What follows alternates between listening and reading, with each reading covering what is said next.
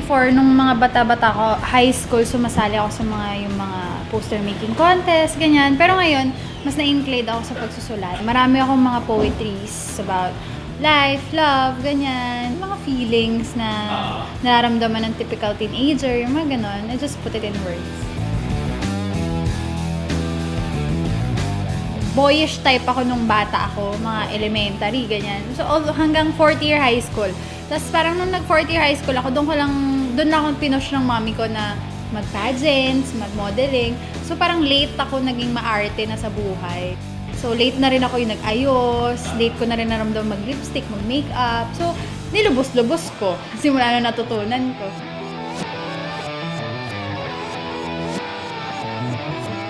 Siguro sa time, sa effort, demanding. Pero pag yung maarte sa relationship, hindi. Kahit saan mo ko dalhin, kahit ano lang yung trip, basta okay. Gusto ko matured, mas matured mag-isip sa akin. Tapos, yung mahaba yung pasensya. Kasi makulit, tsaka moody, ganyan.